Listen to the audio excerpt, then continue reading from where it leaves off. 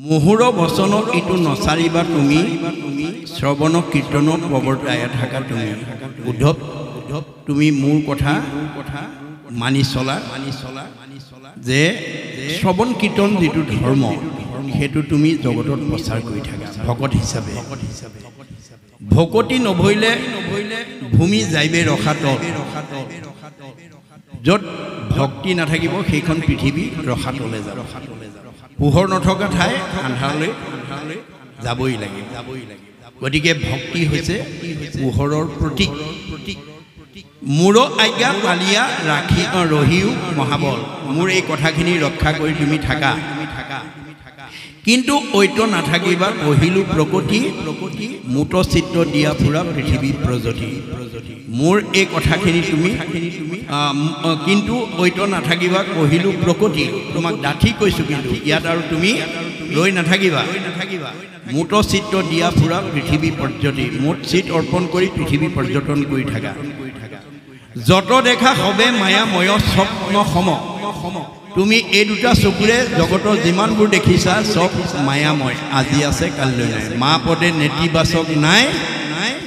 ইয়া পদে ইতিবাচক আছে যিটো বস্তু আজি আছে কালিলৈ নাই এই দেহটো আজি আছে কালিলৈ নাথাকিবও পাৰে স্বামী আছে কাইলৈ নাথাকিবও পাৰে ভাৰ্যা আছে কাৰোবাৰ কাইলৈ নাথাকিবও পাৰে পুত্ৰ আছে কাইলৈ নাথাকিবও পাৰে ধন সম্পত্তি আজি আছে কালিলৈ নাথাকিবও পাৰে যিটো বস্তু আজি আছে কালিলৈ নাই সেইবিলাক হৈছে মায়া গতিকে আমি কোনো কাৰণতে এই মায়াক প্ৰশ্ৰয় দিব নালাগিব আমাৰ পাঁচটা মায়া বা অহংকাৰ ভাৱে আমাক ভক্তি কৰিব নিদিয়ে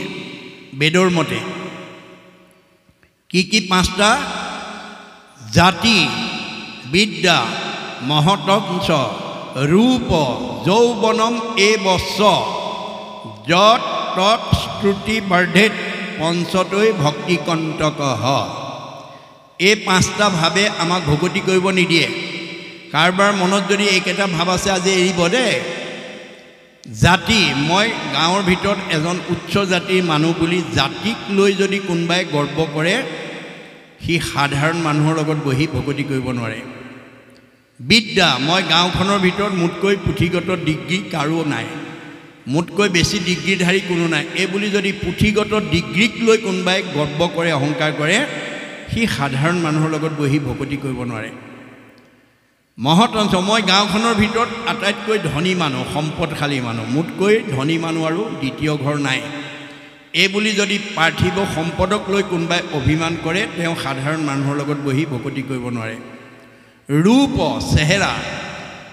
আমাৰ কিছুমান মানুহ বগা চগা ধুনীয়া হ'লে ক'লা মানুহৰ ফালে নাচায় নামাতে তেনেকুৱা স্বভাৱ আছে যদি এৰিব দেই ৰূপ সৌন্দৰ্যটো ভগৱন্তৰ প্ৰদত্ত আপোনাৰ পূৰ্বজন্মৰ বাঞ্ছিত ফল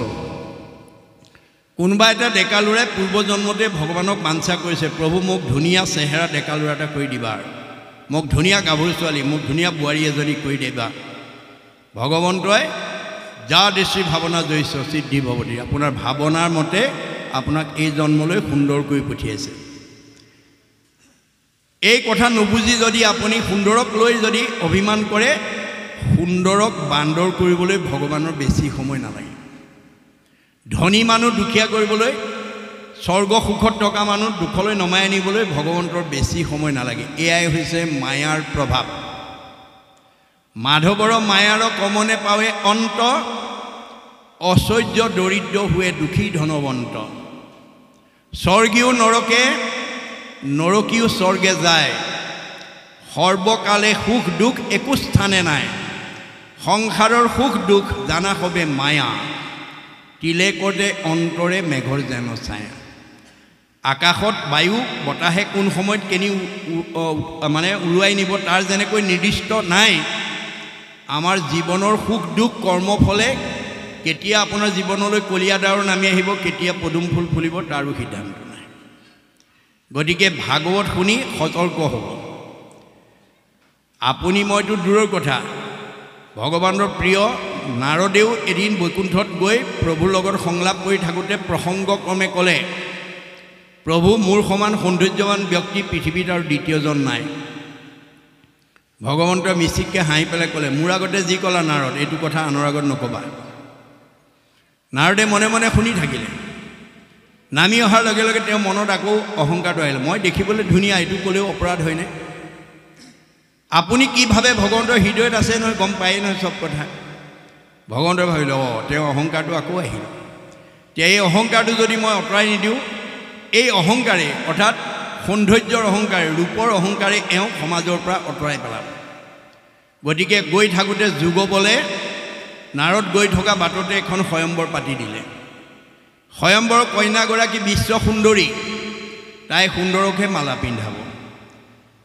কথাটো নাৰদৰ কাণত পৰাৰ লগে লগে নাৰদে ভাবিলে মোতকৈতো সুন্দৰ আৰু দ্বিতীয় ব্যক্তি নাই আৰু পৃথিৱীত আজি এইগৰাকীক ময়ে লোৱা হওক আৰু এই বুলি স্বয়ম্বৰৰ প্ৰথম আসনখনতে গৈ নাৰদ বহি আছে সুন্দৰীয়ে যেতিয়া মালা লৈ আহিছে নাৰদে ভাবিলে আজি মোৰ ডিঙিতটো আৰু সোমাবই আৰু তেওঁৰ ওচৰ পোৱাৰ লগে লগে ডিঙিটো যেতিয়া আগবঢ়াই দিছে কইনাই তেওঁলৈ কটাক্ষ দৃষ্টি চাই যেতিয়া আগবাঢ়ি গৈছে কাষতে বহা গন্ধৰ্বজনক ক'লে গন্ধৰ্ববিলাকো সুন্দৰ আকৌ হেৰা কি হ'ল বোলে তুমি আইনাখন চোৱাগৈচোন যোৱা আইনাখন চাইছে বান্দৰ হৈ আছে নাৰদক ভগৱানে বান্দৰ কৰি বহুৱাই থৈ দিছে নাৰদে গম পালে এইটো প্ৰভুৰ কাম লগে লগে নাৰদেও অভিশাপ দি দিলে প্ৰভু তুমি আজি মোক এই সুন্দৰীগৰাকী পোৱাৰ পৰা মোক বঞ্চিত কৰিলা এদিন তুমি কিন্তু বান্দৰৰ সহায় লৈ উদ্ধাৰ হ'ব লাগিব ভকতেও অভিশাপ দি দিলে যাৰ কাৰণে ৰাম অৱতাৰত ভগৱন্তই বান্দৰৰ সহায় লৈ সীতাক উদ্ধাৰ কৰিব আছে এইবোৰ কাহিনী উপকাহিনীৰ জৰিয়তে আমাক নীতি শিক্ষা দি আছে মহাপুৰুষে যে আমি কাহানিও বিনাশী সম্পদক লৈ যাতে অভিমান কৰিব লগা নহয় অহংকাৰে আমাৰ জীৱনলৈ পতন নমাই আহে আপুনি মইনো কোন ভগৱন্তৰ বাহন গৰুৰ পক্ষীয়ে এদিন মনতে অহংকাৰ কৰিছিল কি বুলি পৃথিৱীত মোতকৈ আৰু বলৱন্ত প্ৰাণী দ্বিতীয় এজন নাই মোৰ পিঠিত নুঠিলে ভগৱন্ত এখোজো কেনিও যাব নোৱাৰে ভগৱন্ত চবৰে হৃদয়তে আছে গৰুৰ পক্ষীয়ে ভাৱনাটো বুজি ভগৱন্তই ভাবিলে ইয়াৰ অহংকাৰ হ'ল ইয়াৰ যদি অহংকাৰটো মই খৰ্ব নকৰোঁ এই অহংকাৰে এদিন তেওঁক ভক্তিৰ পথৰ পৰা বিচলিত কৰিব এই বুলি ভগৱন্তত তেওঁৰ পিঠিত নুঠা হ'ল এদিন দুদিনকৈ ৩-৪ দিন পাৰ হৈছে গৰুক নামাতেও নুঠেও গৰুৰ পক্ষীয়ে ভাবিলে ২৪ ঘণ্টাত একক্ষণ হ'লেও মোৰ পিঠিত নুঠিলে কেনিও নগ'লে নহয় আজি ৪ দিন পাৰ হৈ গ'ল ভগৱন্ত মোৰ পিঠিত উঠা নাই মোক দেখা নাই কাৰণে উঠা নাই নেকি বাৰু এই বুলি মনতে ভাবি তেওঁক দেখা দিবৰ কাৰণে সন্মুখলৈ গৈছে ভগৱন্তই গম পাইছে কি উদ্দেশ্য আহিছে দেখালৈ গৰু আহিলা বোলে হয় প্ৰভু আহিলে বৰ ভাল কাম কৰিলে তুমি এটা কাম কৰাচোন প্ৰভু কওকচোন এই পাহাৰৰ দাঁতিতে হনুমান শুই আছে মই মাতিছে বুলি কোৱাগৈচোন যোৱা প্ৰভুৰ নিৰ্দেশনা পোৱাৰ লগে লগে গৰুৰ পক্ষী উৰা মাৰি গৈ পাহাৰৰ কাষত হনুমান একদম দীঘল দি শুই আছে তেওঁ গৈ হনুমানক কৈছে হেৰা হনুমান তোমাক আমাৰ প্ৰভু কৃষ্ণই দেখা কৰিব মাতিছে হেৰা হনুমান তোমাক আমাৰ প্ৰভু কৃষ্ণই দেখা কৰিব মাতিছে হেৰা হনুমান তোমাক আমাৰ প্ৰভু কৃষ্ণই দেখা কৰিব মাতিছে এবাৰ নহয় দুবাৰ নহয় ৩-৪ বাৰ চিঞৰি চিঞৰি মাতিলে হনুমানে চকুৱেই নেমেলিলে মূৰেই নাদাঙিলে উপায়ন্তৰ হৈ তেওঁ ঘূৰি আহি প্ৰভু ওচৰ পালে প্ৰভুৱে সুধিলে লগ পালা বোলে পালোঁ ক'লা বোলে ক'লোঁ কি ক'লে প্ৰভু এবাৰ নহয় দুবাৰ নহয় ৩-৪ বাৰ চিঞৰি চিঞৰি ক'লোঁ তোমাক দেখা কৰিবৰ কাৰণে প্ৰভু কৃষ্ণই মাতিছে বুলি তেওঁ মূৰ দাঙি নাচালে চকু নেমেলিলে হয় নেকি বোলে হয় তুমি এটা কাম কৰা কওকচোন তুমি আকৌ যোৱা গৈ পেলাই এইবাৰ ক'বা প্ৰভু ৰামচন্দ্ৰই তোমাক দেখা কৰিব মাতিছে হনুমান ৰাম ভক্তহে কৃষ্ণক চিনি নাপায় এইবাৰ আকৌ গৰু পক্ষী উৰা মাৰি গৈ হনুমানৰ ওচৰ পালেগৈ হনুমানক ক'লে হেৰা হনুমান তোমাক প্ৰভু ৰামচন্দ্ৰই দেখা কৰিব মাতিছে মোৰ প্ৰভু ৰামচন্দ্ৰই মাতিছে ব'লা ব'লা মই গৈ আছোঁ কৈ দিয়া এবাৰহে ক'বলৈ পালোঁ তৎক্ষণাৎ ঘূৰি আহি প্ৰভু ওচৰ পালেহি লগ পালা বোলে পালোঁ ক'লানে বোলে ক'লোঁ কি ক'লে প্ৰভু এইবাৰ তুমি এবাৰ ক'বলৈ পালোঁহে প্ৰভু ৰামচন্দ্ৰই মাতিছে বুলি ঘপকৈ উঠি তেওঁ আহিবলৈ সাজু হ'লেই আৰু হয় নেকি বোলে হয় তুমি এটা কাম কৰা কওকচোন আহিব নালাগে বুলি কয় আহিব নালাগে বুলি কয় আকৌ গৰু পক্ষী উভতি গৈছে গৰুৱে ৰহস্যটো বুজি পোৱা নাই তথাপিও প্ৰভুৰ নিৰ্দেশ উভতি গৈছে হনুমান উভতি যোৱালে তেওঁ আধা বাট আহিলেই এফালে হনুমান যোৱাৰ লগে লগে প্ৰভু কৃষ্ণই লক্ষীক কৈছে তুমি সীতা হৈ থাকা মই ৰাম হৈ থাকোঁ যুগবলে ৰাম সীতা হৈ বহি আছে হনুমান আধা বাট গৈ পেলাই মানে গৰুৰ পক্ষীয়ে গৈ হনুমানক ক'লে হে ৰাম তোমাক যাব মানা কৰিছে নালাগে যাব বুলি বাহু মেলি মেলি ডৌকা মেলি মেলি বাধা দিয়াৰ লগে লগে হনুমানে বোলে মোৰ প্ৰভুক দৰ্শনৰ পথত তই ক'ৰ পক্ষী আহিছ মোক বাধা দিব থাপ মাৰি ধৰি কাষলতিতে সুমুৱাই লৈ আহিলে আনি প্ৰভু ৰামচন্দ্ৰৰ ওচৰত পালেহি গৰু আহি মানে হনুমান আহিলা বোলে হয় প্ৰভু আহিলোঁ বৰ ভাল কাম কৰিলা তোমাক বহুত দিন দেখা নাই কাৰণে মাতিলোঁ আহিলা বৰ ভাল লাগিল পিছে কাষলতিৰ তলত সেতি কি আনিছা প্ৰভু এইটো ক'ৰ পক্ষী জানো তোমাক দৰ্শনৰ পথত গৈ পেলাই বাধা দিছিলে সেইকাৰণে ধৰি কাষলতিৰ তলতে সোমাই আছে হয় নেকি বোলে হয় হ'ব দিয়া এই দিয়া প্ৰভুৰ নিৰ্দেশনাত হনুমানে যেতিয়া কাষলতিৰ পৰা গৰু পক্ষীক এৰি দিছে গা মূৰ জোকাৰি তেওঁ মনতে ভাবিছে মোতকৈও বলৱান প্ৰাণী পৃথিৱীত আৰু আছে সেইদিনা তেওঁ সংস্কাৰ হৈ গৈছে গতিকে আমি কোনো প্ৰভুৰ প্ৰদত্ত প্ৰতিভাক লৈ যাতে অভিমান কৰিব লগা নহয় এই কথাবিলাক আমি উঠি অহা প্ৰজন্মক শিক্ষা দিব লাগিব গতিকে তেওঁ কৈছে তুমি জগতৰ যিমানবোৰ দেখিছা যত দেখা সবে মায়াময় স্বপ্নময় এই আছে এই নাই হৰিময় দেখি দূৰ কৰা মতি ভ্ৰম গতিকে জগতখনকে তুমি হৰিময় দেখি এই ভ্ৰমটো তোমাৰ এই মায়াটো তুমি মনৰ পৰা আঁতৰ কৰি দিয়া জ্ঞান কৰ্ম ভকতি কহিলোঁ কৰি ভেদ ভকতি পৰম পন্থ দিলোঁ পৰিছেদ গতিকে জ্ঞান কৰ্ম ভক্তি এই তিনিওটা তোমাক বিভাগী ক'লোঁ আৰু ভকতিয়ে মূল পন্থ এই বিষয়ে তোমাক মই ডাঠি ক'লোঁ মনত ৰাখিবা দেই নাহিকে উত্তম গতি ভকতিত পৰে নিষ্ঠে কহোঁ ভকতিকে মুকবচ্য কৰে গতিকে এই জ্ঞান কৰ্ম আৰু ভক্তি তিনিটা পথৰ ভিতৰত ভক্তিটো হৈছে শ্ৰেষ্ঠ পথ মই ভক্তিতেহে তুষ্ট হওঁ জ্ঞান কৰ্মে মোক তুষ্ট কৰিব নোৱাৰে ভকতিত পৰে আনো নজানিবা সখী হেন শুনি উদ্ধৱে মুচিলা দুয়ো আখি ভক্তি বিনে তুমি আৰু আনক প্ৰাধান্য নিদিবা এই বুলি কোৱাৰ লগে লগে উদ্ধৱে চকু মুচি সজাগ হৈছে কৃষ্ণৰ চৰণ চাই তেজিলা নিশ্বাস গদ বাক্যে বুলিলন্ত লাখে লাখ এইবাৰ তেওঁ গদ বাণীৰে নিশ্বাস কাঢ়ি কৈছে হে প্ৰাণ প্ৰভু মোক কহিও বুজাই ঋষি সমষ্টৰ কিয় একমতি নাই তুমি মোক এতিয়া এটা কথা বুজাই দিয়া ঋষি সমষ্টৰ মাজত কিয় মতিভেদ হৈছে একেমত নহয় কিয় ঋষিবিলাকে একমতত নিজে পৰিচালিত কিয় হ'ব পৰা নাই সেই কথা মোক কোৱা কেহু বোলৈ কৰ্মে কেহু বোলৈ জ্ঞানে গতি তোমাৰো সন্মত পথ কেৱল ভকতি কোনোবা ঋষিয়ে কয় জ্ঞান কৰ্ম কৰা কোনোবাই কয় জ্ঞান মাৰ্গত কৰা কিন্তু তুমি ক'লা ভক্তি মাৰ্গত কৰা গতিকে তোমাৰো সন্মত পথ কেৱলে ভকতি একে বেদে বাক্য কিয় ভৈল মতিভেদ একেই বেদৰ আকৌ ভিন্ন মত কিয় হ'ল কিংকৰ কেশৱ সংশয় কৰাছে আমাৰ কাৰণে এই প্ৰশ্নটো উদ্ধৱে কৃষ্ণক যাবৰ সময়ত কৰিছে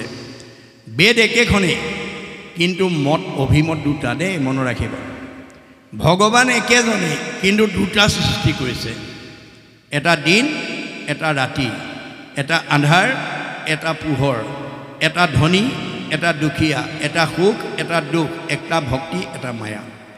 সকলো দুটা সৃষ্টি কৰি ভগৱন্তৰ জীৱক লৈ আনন্দ কৰি আছে বেদ একেখনেই কিন্তু মত দুটা একে বেদে কহন্ত সগুণ নিৰ্গুণ এতিয়া সগুণ বেদৰ অভিমত আৰু নিৰ্গুণ বেদৰ অভিমতকেইটা আমি জানিব লাগিব আমাৰ বেদৰ সগুণবাদ বা প্ৰবৃত্তি মাৰ্গ বা আগম মাদে আমাক কি বুলি কৈছে হে জীৱশ্ৰেষ্ঠ মানুহ তোমালোকে পৃথিৱীলৈ মানুহ নামৰ উপাধিটো লৈ অহাৰ লগে লগে তোমালোক পাঁচটা ধাৰত ধৰুৱা হৈ আহিছা আৰু এই পাঁচটা ধাৰ পৰিশোধ কৰিবৰ কাৰণে তোমালোকে পাঁচটা যজ্ঞ কৰিব লাগিব কি যজ্ঞ কৰিব লাগিব ঋষি যজ্ঞং দেৱ যজ্ঞং ভূত যজ্ঞং সৰ্বদা নিহ যজ্ঞ পিতৃযজ্ঞস্য যথা শক্তি নহাপৈত এই পাঁচটা যজ্ঞ কৰিব লাগিব ঋষি যজ্ঞ বেদাদি পাঠ কৰিব লাগিব, দেৱযজ্ঞ হোম দিব লাগিব, পিতৃযজ্ঞ শ্ৰাদ্ধ দিব লাগিব, ভূতযজ্ঞ বলি দিব লাগিব আৰু নিজ যজ্ঞ অতিথি সেৱা কৰিব লাগিব। এই 5টা যজ্ঞ কৰিলে 5টা ধাৰৰ পৰা পৰিশোধ হ'ব পাৰে বুলি বেদৰ আগমবাদে জগতৰ লোকলৈ প্ৰচাৰ কৰিছে। গুৰুজনাৰ প্ৰপন্ন শিষ্য মাধৱদেৱ আৱিৰ্ভাৱ হৈ জগতবাসীক উদ্দেশ্যি কৈছে, হয় হয় বেদৰ আগম মতে মানুহ নামৰ উপাধি পালেই 5টা ধাৰ লাগে সঁচা। পিছে 5টা ধাৰ পৰিশোধ কৰিবৰ কাৰণে বেদৰ আগমবাদে যিটো 5টা যজ্ঞ কৰিব কৈছে, যজ্ঞ নকৰাকৈও আমি 5টা ঋণমুক্ত হ'ব পাৰোঁ। মই সহজ উপায় কৈছোঁ। পিতৃভূত পতিদেৱ ঋষি শহীদৰ উপজিলে তা সম্ভাৰ ঋণী হুৱেনৰ। হোমে দেৱ ঋণ খোজে তৰ্পণে ঋষিৰ বলি জানে ভূত শ্ৰাদ্ধ আদিয়ে পিতৃৰ। সমভাৱে শোহিত খবৰ খোজে ঋণ এহি মতে ঋণী সদা ভকতিবিহীন। আজিৰ দৰে যি কৃষ্ণ কথা নুশুনে নকয় নাগায় তেওঁলোকেহে 5টা যজ্ঞ কৰিব লাগিব। কায় বাক্য মন কৰি নিশ্চয় যিজন মুকুন্দৰ চৰণত পখিল শৰণ। তাৰ খবৰ ঋণ খোজা গৈল সমস্তৰে নকৰি ঋণী আৰু নুহিষিতো নৰে। কায় বাক্য মন একনিষ্ঠ কৰি যদি আমি ঈশ্বৰৰ আশ্ৰয় ল'ব পাৰোঁ, শৰণ ল'ব পাৰোঁ, তেতিয়া এই 5টা যজ্ঞ নকৰিলেও আমি 5টা ধাৰৰ পৰা মুক্ত হ'ব পাৰোঁ। সহজ উপায় দিলে দেই, মনত ৰাখিব। গতিকে আমাৰ একে বেদে সগুণ আৰু নিগুণ দুটা অভিমত কৈ আছে, আমি কোনটো ল'ব লাগে? আপুনি মইতো দূৰৰ কথা, বেদজ্ঞ শাস্ত্ৰজ্ঞ টিকালজ্ঞ ধ্যানত ভগৱানক সাক্ষাৎ কৰিব পৰা দক্ষতা দি পঠিওৱা ব্যাসেও এই তত্ত্ব নুবুজি বিপাঙত পৰিছিল।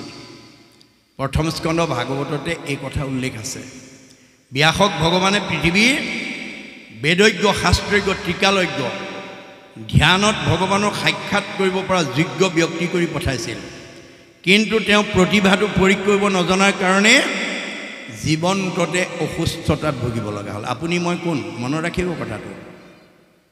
দিনেক পূৰ্বতে পৰাশৰ সূত ঋষি বদৰিকাশ্ৰমত আচন্ত ব্যাস বসি। কেনেকৈ আছে? উগুলত হুগুল মন নাহি সুখ শান্তি নপান্ত উপায় একো মনে গুণী গান্ধী। ব্যাসৰ দৰে এজন বিদগ্ধ পণ্ডিত বেদজ্ঞ শাস্ত্ৰজ্ঞ টিকালজ্ঞ লোকে অসন্তুষ্ট অৱস্থাত বদৰিকাশ্ৰমত বহি আছে। কেনেকৈ? অধু মুখে আছে বসি হুয়া নিশ বদ সেহি বেলা তৈতিয়াসী মিলিল নাৰদ। তেওঁ ভাবি চিন্তি কিয় তেওঁ মনলৈ অসুস্থতা ভাৱ আহিছে বিচাৰি উপায় নাপালে ভগৱন্তই প্ৰতিনিধি পঠিয়াই দিছে নাৰদক, যোৱা মোৰ ভকত বিপদত পৰিছে, ক'ত ভুল হৈছে আঙুলিয়াই দিয়া। হাতে বিনা যন্ত্ৰ মুখে ৰাম নাম হৃদয়ত কৃষ্ণমূৰ্তি স্ফূৰ্তি অবিশ্ৰাম। নাৰায়ণ নাৰায়ণ কৰি আহি গ'ল। ব্যাসে নাৰদক দেখাৰ লগে লগে আহা দেৱৰ্ষি আচমনি কৰি পাদ্য অৰ্ঘ্য আচমনি কৰি আসনত বহুৱাই উদ্দেশ্য ব্যাখ্যা সুধিছে। পাদ্য অৰ্ঘ্য মনত ৰাখিব। কৃষ্ণ কিবা ক'ব নেকি? পাদ্য অৰ্ঘ্য। পাদ্য মানে ভৰি ধোৱা পানী, অৰ্ঘ্য মানে মুখ ধোৱা পানী। আমাৰ বেদৰ মতে ভকতক ভৰি ধোৱা পানীয়ে মুখ ধুবলৈ দিব নালাগে, মুখ ধুবৰ কাৰণে বেলেগকৈ পাত্ৰ এটাত ৰাখিব লাগে। আমি নজনাৰ কাৰণে একেটিং পানীতে ভৰিও ধুবলৈ দিছোঁ, মুখ ধুব দিছোঁ। এইটো পাৰিলে আমি সংস্কাৰ কৰিব লাগে দেই। বহুত ঠাইত সংস্কাৰ হৈছে, আমিও এইটো সংস্কাৰ কৰিব লাগে, এইটো বেদৰ নিয়ম। তাৰপিছত আসনত বহুৱাই উদ্দেশ্য ব্যাখ্যা সুধিছে। তেতিয়া নাৰদে ক'লে, দেৱৰ্ষি ব্যাস তোমাক মই উদ্দেশ্য কোৱাৰ আগতে তুমি মোক কোৱা, তোমাৰ দৰে বেদজ্ঞ শাস্ত্ৰজ্ঞ টিকালজ্ঞ ধ্যানত ভগৱানক সাক্ষাৎ কৰিব পৰা যোগ্য ব্যক্তি কৰি তোমাক পঠাইছিল, তুমি কিয় এনেকৈ অসন্তুষ্টত আছা সেই বিষয়ে মোক কোৱা। তেতিয়া ব্যাসে ক'লে, দেৱৰ্ষি মই নিজেই নাজানো ক'ত মোৰ ভুল লাগিল, তুমি আঙুলিয়াই দিয়া। তেতিয়া দেৱৰ্ষি নাৰদে আমাৰ হৈ ব্যাসে কৰা ভুলটো আঙুলিয়াই দিছে কি বুলি নাৰদ বদতি শুনা মহামুনি ব্যাস তুমি সে কৰিলা সবে জগতকে নাশ তুমি জগতক বিপথে পৰিচালিত কৰিলা নিৰন্তৰে পশুৰ লোৱাইলা তুমি প্ৰাণ নাহি মন্দ কৰ্ম আৰু ইহাৰ সমান তুমি সদায় মানুহক প্ৰাণী বলি দি ঈশ্বৰৰ ভক্তি কৰিবলৈ শিকালা ইয়াতকৈ আৰু বেয়া কাম নাই গৰিহিত কৰ্মকো কহিলা ধৰ্ম বুলি তোমাৰো বচনে লোক নাখিল সমলি বেয়া কামো ভাল বুলি কৈ দিলা আৰু তোমাৰ কথাত মানুহবিলাক বিপথে পৰিচালিত হ'ল প্ৰকৃতি কহিলা তুমি আনসে ধৰ্মক নকৰিলা প্ৰখ্যাত কৰি কৃষ্ণ কীৰ্তনক আন ধৰ্মবিলাক ডাঠি ক'লা কিন্তু কৃষ্ণ কথা বিষয়ে নকলা এনে আৰু কি কৰিলা আকস্মিকে লোকক শিকাইলা হিংসা ধৰ্ম নুবুজিলা তুমিও বেদৰ তত্ত্ব মৰ্ম তুমি 4 বেদ 14 শাস্ত্ৰ 18 পুৰাণ বিভাগী ৰচনা কৰি জগতৰ লোকলৈ বিলাই দি জগতত তুমি এজন বিদগ্ধ পণ্ডিত হিচাপে পৰিচিত হ'ল কিন্তু তুমি বেদৰ তত্ত্বই বুজি নাপালা বেদে কি কৈছিল যত দেখা ভূত প্ৰাণী সবাহাকে বিষ্ণু মানি হিংসা এৰি কৰা উপকাৰ মই সবতে আছো দেই পাৰিলে কাৰোবাক উপকাৰ কৰিবা কাকো হিংসা নকৰিবা তুমি কিন্তু জগতৰ লোকক হিংসা ধৰ্ম শিকাই দিলা ফলত কোনোবাই যদি এটো ভুল হৈছে বুলি কয় যদি জ্ঞানী গণে আকৌ কৰে নিবাৰণ আউৰত আৰু বচন নমানে কুজন বুলে উপালম্ভ কৰি বচন খণ্ডিত ব্যাসতো অধিক ভইলে এহেন্তে পণ্ডিত উপালম্ভে কৰিব আপুনি ল'ৰাটোৰ ছোৱালীজনী স্কুললৈ পঠাইছে মাষ্টৰনীয়ে ভুল বাক্য এটা বা ভুল অংক এটা শিকাই পঠিয়াইছে সচেতন পিতৃ মাতৃয়ে চাই পেলাই যদি বহিখন চাই ল'ৰাটো বা ছোৱালীজনীক কয় তোমালোকৰ এইটো বাক্য কোনে লিখিছে এইটো অংক কোনে কৰিছিলে ছাৰে বা বাইদেৱে এইটো ভুল হৈছে না নাই ছাৰ কৈছে বাইদেৱে কৈছে ছাৰ বাইদেৱে যদি ভুলকেও ল'ৰা ছোৱালী শিকায় ল'ৰা ছোৱালীয়ে তাকেই শুদ্ধ বুলি ধৰি লয় বাপেক মাকৰ কথাও নামানে এতিয়া তুমি মানে এই যুগৰ বিদগ্ধ পণ্ডিত বেদজ্ঞ শাস্ত্ৰজ্ঞ টিকালৈজ্ঞ তুমি ভুল পথ দেখুৱাটো যদি কোনোবাই এইটো ভুল হৈছে বুলি কয় এওঁ আকৌ ব্যাসতকৈ পণ্ডিত আহিল বুলি উপালম্ভে কৰিব ফলত কি হ'ল সিজিল তোমাৰো ঋষি পৰম অন্যায় নাহি সুস্থ চিত্ততব সেই অভিপ্ৰায়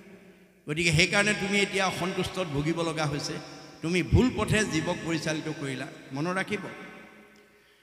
আপোনালোকক বেতবাৰী 2 নম্বৰ কোঁৱৰ গাঁৱৰ কাৰোবাক আটাইতকৈ বিদগ্ধ পণ্ডিত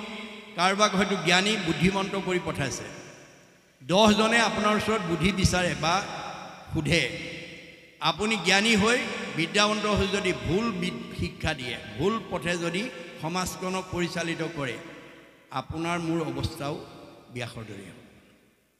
গতিকে আমি কেতিয়াও যাতে ভুল পথে এখন সমাজ এটা পৰিয়াল এটা অনুষ্ঠান এটা প্ৰতিষ্ঠানক যাতে পৰিচালিত কৰিব লগা নহয় কৰিব পাৰিব কিন্তু আপোনাৰ অৱস্থা ব্যাসৰ দৰে হ'ব উপায় এটা আছে মোৰ উপদেশে কৰা ভাগৱত শাস্ত্ৰ প্ৰচাৰক গোবিন্দৰ গুণ নাম মাত্ৰ এতিয়া তুমি ভাগৱত শাস্ত্ৰ প্ৰণয়ন কৰি ভগৱন্তৰ নাম প্ৰচাৰ কৰি দিয়া তোমাৰ হাতে ৰোৱা পুলিটো তুমি নিজৰ হাতে নৎসাত কৰি দিয়া 17খন পুৰাণত যি ভুল পথ দিলা ভাগৱত সূৰ্য পুৰাণৰ দ্বাৰা তাক নৎসাত কৰি দিয়া নহ'লে আৰু তোমাৰ বিকল্প নাই হেন শুনি ব্যাসে কৰিলন্ত ধ্যান হৃদয়তে কৃষ্ণ কৰিলন্ত ধ্যান লগে লগে তেওঁ ধ্যান কৰিলে ধ্যান কৰাৰ লগে লগে হৃদয়তে কৃষ্ণক দেখা পালে কেনেকৈ বাম পাশে মায়া দক্ষিণত ভক্তি মাও দেখি ব্যাসৰ ঋষিৰ ৰোমাঞ্চ হৈ লগা মায়ে বান্ধন্ত ভক্তি মাও মেলাৱন্ত দুহান্ত মধ্যত আছা ভগৱন্ত আমাৰ সকলোৰে হৃদয়তে ভগৱান আছে কিন্তু পথ দুটা দিছে এটা বাম পথ এটা সোঁ পথ এটা আগম এটা নিগম এটা প্ৰবৃত্তি এটা নিৰ্বৃত্তি এটা সকাম এটা নিষ্কাম এটা সগুণ এটা নিৰ্গুণ আমি কোনটো ল'ব লাগিব ভাগৱতে আমাক সেই নিৰ্ণয়টো কৰি দিছে আমি উঠি অহা প্ৰজন্মক এই নীতি শিক্ষাখিনি দিব লাগিব যে ভগৱন্তৰ সৃষ্টি দুটা এটা আন্ধাৰ এটা পোহৰ আমি আন্ধাৰত যাব লাগিব নে পোহৰলৈ যাব লাগিব আমি কোনেও আন্ধাৰত থকাটো নিবিচাৰোঁ আমি পোহৰ বিচাৰোঁ গতিকে আমি ভক্তি পথত যাব লাগিব ভক্তি পথত যাব লাগিব গতিকে তাৰ বাদে আৰু বিকল্প নাই গতিকে এতিয়া সেই ব্যাসে 17খন পুৰাণত যি ভুল পথ দিলে ভাগৱত পুৰাণে তাক নচ্ছাত কৰি দিছে যে এক দেও এক সেও একবিনে নাই কেও এক ভগৱন্তক পূজা কৰা সব দেৱতা সন্তুষ্ট হৈ যাব যিজনৰ ত্ৰিপিটিত তুষ্ট হ'ব দেও জানিবা সিজন পিতৃ এক কৃষ্ণ দেও কৃষ্ণ সন্তুষ্ট হ'লে তেওঁ আজ্ঞাবাহী সকলো দেৱতা সন্তুষ্ট হৈ যাব আপোনালোকৰ নামঘৰলৈ মুখ্যমন্ত্ৰীয়ে আহিলে সমষ্টিৰ সব এমএলএ মিনিষ্টাৰ দলীয় কৰ্মবিলাক নিজেই আহিব মাতিব নালাগে বেলেগকৈ চিঠি দিব নালাগে মুখ্যমন্ত্ৰী অহা গম পালেই হ'ব সব আহি যাব এইটো যেনেকৈ বাস্তৱ সত্য ভগৱানক যি উপাসনা কৰিব যিটোজনে যাই হৰি নাম সেবি পাছত ফুৰে যত দেৱ দেৱী যতেক তীৰ্থে তাক স্তুতি কৰৈ তাৰ বায়ু পাপ সমস্ত হৰে ভগৱন্তক চিন্তা কৰি যিজনে যাব সব দেৱতা তেওঁ পিছত যাব গতিকে সেইজনক দৰ্শন হ'লে তীৰ্থও পবিত্ৰ হ'ব ইমান মাহাত্ম্য দিছে সেইকাৰণে গুৰুজনে কৈছে কৃষ্ণক পূজিলে পূজা সমস্তৰে হয় আপুনি কৃষ্ণক পূজা কৰক কৃষ্ণক সেৱা কৰক কৃষ্ণত ভক্তি কৰক সব দেৱতা সন্তুষ্ট হৈ যাব মাক বাপেক সন্তুষ্ট হ'লে গোটেই পৰিয়ালটো সন্তুষ্ট হৈ যাব এই বাস্তৱবাদৰ দ্বাৰা এই শাস্ত্ৰসন্মত দিশৰ দ্বাৰা আমি যাতে সমাজখনক সঠিক পথৰে যাতে লৈ যাব পাৰোঁ তাৰ কাৰণে আপোনালোকৰ গাঁওখনৰ ভিতৰত যিসকল সচেতন ব্যক্তি জ্ঞানী গুণী বুদ্ধিমন্ত ধনৱন্ত এই সকলে যাতে সমাজখনক বিপথে পৰিচালিত হ'বলৈ নিদিব তেতিয়া ভগৱানৰ আপুনি প্ৰিয় হ'ব আৰু যদি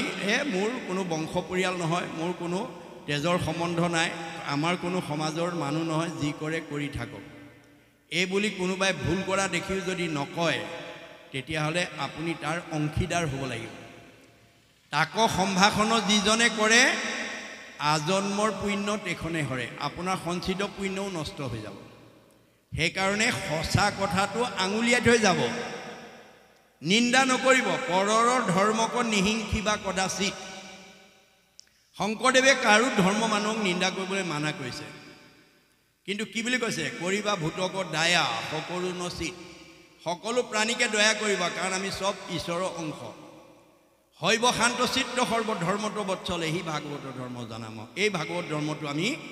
ল'ৰা ছোৱালীক দিব লাগিব উঠি অহা প্ৰজন্মক দিব লাগিব আপুনি মইনো দূৰৰ কথা স্বয়ং ভগৱানৰ পৰম সখী অৰ্জুনেও প্ৰতিবাদ কৰিছিল কি বুলি প্ৰভু তুমি সব নামতে হয় বুলি কৈছা কেলে তপ জপ যাগ যজ্ঞ হোম ব্ৰত মিছা নেকি এতিয়া কৃষ্ণই হাঁহি পেলাই উত্তৰ দিছিল সখা তাৰ সত্যতা আছে তাৰ সত্যতা সেই ঠাইতহে থাকিব যি ঠাইত সূৰ্যৰ পোহৰ নাথাকে তাতহে আন্ধাৰ থাকিব সূৰ্যৰ পোহৰ থকা ঠাইত যেনেকৈ আন্ধাৰ থাকিব নোৱাৰাটো বিজ্ঞানসন্মত বাস্তৱ সত্য ঠিক তেনেকৈ সূৰ্যস্বৰূপ মোৰ নাম য'ত নাথাকিব তাত তপ জপ যজ্ঞ কৰিব লাগিব যিখন সমাজত যিটো নামঘৰত যিখন ঘৰত ঈশ্বৰৰ গুণনাম নলয় সেইখনত তপ জপ যজ্ঞ কৰিব লাগিব যদি ঈশ্বৰৰ নাম লৈছে তপ জপ যজ্ঞ কৰিব প্ৰয়োজন নাই জৈত্য নাই মূৰ নাম সূৰ্যৰ উদয় তৈ দেখে প্ৰকাশে তপ জপ যজ্ঞ ছয় ঈশ্বৰৰ নাম নোলোৱা ঠাইত তপ জপ যজ্ঞ কৰিব লাগিব যদি ঈশ্বৰৰ নাম লৈছে ইয়াৰ প্ৰয়োজন নাই তথাপি প্ৰত্যয় যদি নাহিকে তোমাৰ কৰোতেবে শুনা হেৰা সত্য অংগীকাৰ তথাপি যদি তুমি বিশ্বাস নকৰা মই শপত খাই কওঁ শুনা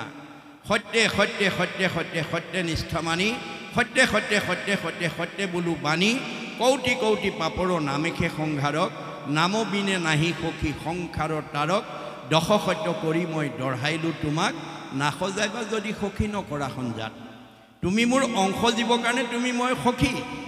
আৰু সখীৰ কাৰণে তোমাক সঁচা কথাটো মই 10 বাৰ শপত খাই ক'লোঁ মানিলে তৰিবা নামানিলে মৰিবা তাৰ দুখে মোক স্পৰ্শ কৰিব নোৱাৰে আপুনিও ঠিক তেনেকৈ সঁচা কথাটো কৈ যাব আপুনি ঈশ্বৰৰ প্ৰিয় হ'ব ঈশ্বৰে কাক ভাল পায় যি তেওঁৰ প্ৰাণীবিলাকক পায় God loves him who loves his creation ভগৱানৰ সৃষ্টিৰ প্ৰাণীবিলাকক যি ভাল পাব ভগৱন্তই তাক ভাল যিটো সত্য প্ৰতিষ্ঠা কৰি অলৌকিকক লৌকিক কৰি গুৰুজনৰ দিনত উদাহৰণ দাঙি থৈ গৈছে কোনে ৰাধিকা সতীয়ে গুৰুজনৰ সতীত্ব গুণৰ প্ৰথম বৈশিষ্ট্য কি বুলি কৈছিল গুৰুদেৱ মোৰ সতীত্ব গুণৰ প্ৰথম বৈশিষ্ট্যটো হৈছে সকলো পঞ্চভৌতিক প্ৰাণীতে ভগৱান আছে বুলি জানি মই সকলোকে দয়া মৰম স্নেহ ৰক্ষণাবেক্ষণ দিওঁ। জয়ন্তী বদতি প্ৰভু শুনিও গোসাই সমভাৱে ভূতদয়া কৰো সদায়। সকলো প্ৰাণীতে ঈশ্বৰ আছে বুলি জানি মই সকলোকে দয়া মৰম চেনেহ কৰোঁ। বৰ সুন্দৰ হৈছে। যোৱা পানী আনা 3টা গাঁঠিৰ এপল পানী আৰু এপল মাটি যোগবলে ব্ৰহ্মপুত্ৰৰ পৰা আনি টেম্পুৱনী জানত পেলাই দিয়াৰ লগে লগে বুৱতী নদী বন্ধ হৈ গ'ল। এগৰাকী সতী নাৰীৰ সতীত্ব গুণৰ প্ৰভাৱে যদি বুৱতী নদী বন্ধ কৰি সেই অঞ্চলৰ লোকক বানপানী কবলৰ পৰা মুক্ত কৰিব পাৰে, আমাৰ ঘৰখন, আমাৰ পৰিৱেশ, আমাৰ সমাজখন, আমাৰ অঞ্চলটো নোৱাৰিব কিয়? মাত্ৰ সুদৃঢ় বিশ্বাস লাগিব দেই। বিশ্বাসে পাইবে তাংক তৰ্কে বহুদূৰ। আপুনি ভাগৱতৰ কথাবোৰ বিশ্বাসেৰে ল'ব লাগিব। তৰ্ক কৰিলে আপোনাৰ বহুত দূৰলৈ গুচি যাব। আমাৰ হৃদয়তে ভগৱন্ত আছে। যদি আপুনি কৰ্মত বিশ্বাস কৰে, কৰ্মত বিশ্বাস যাৰ হিয়াত থাকন্ত হৰি অতিশয় দূৰ হুন্ত তাৰ দূৰতো বিদূৰ হুন্ত তাৰ। সমস্ত ভূতৰে মই আছো হৃদয়ত। তত্ত্ব নাপায় মোক বিচাৰে বাহিৰত। আজি আমাৰ সমাজত বহুতে বাহিৰত বিচাৰি ফুৰিছে তপ জপ যাগ যজ্ঞ পূজা পাতলৰ জৰিয়তে। বিচাৰিব পাৰিব, সেইটো অধিকাৰ আছে, কিন্তু ভগৱন্তক আপুনি প্ৰিয় কৰিব নোৱাৰিব। এই তথ্য আমাক দাঙি ধৰিছে। এতিয়া কৈছে যে কেহু বোলে কৰ্ম কেহু বোলৈ জ্ঞানে গতি তোমাৰো সন্মত পথ কেৱল ভকতি। কোনোবাই কৈছে জ্ঞান মাৰ্গৰ দ্বাৰা গতি, কোনোবাই কৈছে কৰ্মৰ মাৰ্গৰ। তুমি কিন্তু কেৱল ভক্তিকে প্ৰাধান্য দিছা। একেবেদে বাক্য কিয় ভৈল মতিভেদ কিংকৰ কেশৱ সংশয় কৰাছে। একেখন বেদতে এনেকুৱা বিভাগ মানে বৈষম্যমূলক মন্তব্য কিয় দিছে? মোৰ সংশয়টো দূৰ কৰা। অনাদি ঈশ্বৰ তুমি শিৱ সৰ্বজান পৰিচ্ছেদৰ দাতা তুমি বিনে নাহিয়ান। তুমি অনাদি ঈশ্বৰ, তোমাৰ আদি নাই। তুমি সকলো পৰিচ্ছেদ কৰি দিও, সকলোৰে সংশয় দূৰ কৰিব পৰা অধিকাৰ তোমাৰ হাতত আছে। মাধৱে বুলন্ত সখী শুনিও সিদ্ধান্ত তুমি মোৰ মহামিত্ৰ ভকত একান্ত। তুমি মোৰ পৰম ভকত উদ্ধৱ, গতিকে তোমাক মই সিদ্ধান্তটো দিওঁ, শুনা। পূৰ্বে প্ৰলয়ত নষ্ট ভৈল বেদ বাণী কহিলোঁ ব্ৰহ্মাত মই উধাৰি আনি। আমাৰ মহাপ্ৰলয়ত সকলোবিলাক জলত ডুব যায়। আমাৰ দ্বাদশ স্কন্ধ ভাগৱতত মহাপ্ৰলয়ৰ সংজ্ঞা দিছে যে আমাৰ সৎদাপৰ তেতা কলি 4টা যুগৰ সমষ্টি এটা মহাযুগ হয়। তেনেকুৱা 71টা মহাযুগৰ সমষ্টি হ'লে এজন মনুৰ ৰাজত্বকাল হয়। তেনেকৈ 14জন মনুৰ ৰাজত্বকালৰ অৱসান হ'লে ব্ৰহ্মাৰ এদিন হয়, আৰু তাৰপিছতেই মহাপ্ৰলয় হয়। মহাপ্ৰলয়ৰ প্ৰথম 100 বছৰ একাদিক্ৰমে ৰ'দ দিব। ৰ'দত সূৰ্যৰ তাপত সকলো গছ বিৰিখ মানুহ সকলো জীৱ জন্তু পুৰি ছাই হৈ যাব। 100 বছৰ ভাগৱতে কৈছে দেই, দ্বাদশ স্কন্ধত চব ছাই হৈ যাব। তাৰপিছত 100 বছৰ ধাৰাসাৰ মুষলধাৰে বৰষুণ দিব। স্বৰ্গ মৰ্ত্য পাতাল চব জলেৰে বুৰাই পেলাব। তেতিয়া সকলো পৃথিৱীৰ জীৱবিলাক গৈ ভগৱন্তৰ উদৰত আশ্ৰয় ল'ব। কিছুদিন থকাৰ পাছত অকলশৰে আছোঁ মই, কোনো কাৰ্য কৰোঁ বুলি তেওঁ আকৌ মই অকলে থাকি কি কৰিম বুলি হৃদয়ৰ পৰা মায়াকো কৰিলন্ত বাছ। মায়াক বাছ কৰিলে আৰু তাতে বীৰ্য ধাৰণ কৰি প্ৰথমতে মহত্তত্ব, মহত্তত্বৰ পৰা 3 তত্ত্ব, তাৰপিছত আমাৰ জীৱৰাজি সৃষ্টি কৰিলে। এয়াই হৈছে সৃষ্টিৰ এটা ক্ৰম। গতিকে এতিয়া মহাপ্ৰলয়ত চব বেদবিলাক গৈ পানীৰ মাজত সোমাই আছিলে, আৰু তাক মই উধাৰি আনি মই কহিলা ব্ৰহ্মাত মই উধাৰি আনি, ব্ৰহ্মাক আনি পেলাই উদ্ধাৰ কৰি আনি মই ব্ৰহ্মাক ক'লোঁ, বেদে হেন কৈ তাকো শুনা প্ৰাণ সখী মায়াময় বেদ ধৰ্ম সবাকো উপেক্ষী। বেদৰ যিবিলাক মায়াময় ধৰ্ম ত্যাগ কৰা। একে বেদে কহন্ত সগুণ নিৰ্গুণ, 2টা বস্তু তাতে সোমাই আছে। আৰু 4 বেদক ব্ৰহ্মাই আনি বিচাৰিলা 3 প্ৰমাণী। এহি মানে মাত্ৰ কৰিলা সাৰ হৰি কীৰ্তনেহে তৰে সংসাৰ। গতিকে 4খন বেদ আনি তিনিবাৰ প্ৰমাণ কৰি জগতৰ লোকলৈ সিদ্ধান্ত দিলে যে হৰি নামেই হৈছে সাৰ হৰি নামৰ বিনা আৰু বিকল্প নাই কেৱলে আমাতো মাত্ৰ লৈক শৰণ হৈবে কৰ্মফল তেজি তেবেশে প্ৰসন্ন গতিকে আমাৰ কৰ্মবন্ধ দুখৰ পৰা আমি নিজক মুক্ত কৰিব লাগিব কেনেকৈ ভাগৱত শুনি আমাৰ কৰ্মফল তিনিটা ভাগত বিভক্ত কৰিছে প্ৰাৰব্ধ আৰব্ধ অনাৰব্ধ প্ৰাৰব্ধ মানে পূৰ্বজন্মৰ কৰ্মফল পূৰ্বজন্মৰ কৰ্মফল অনুসৰি আপোনালোকৰ 2 নম্বৰ কোঁৱৰ গাঁৱত গৃহস্থী হিচাপে বসবাস কৰি থকা একে বেতবাৰী গাঁৱতে বসবাস কৰি আছে একে আহাৰ পানী খাইছে একে বায়ু সেৱন কৰিছে আমাৰ মতে বেতবাৰী গাঁৱৰ সকলো মানুহৰ সুখ দুখ একেই হ'ব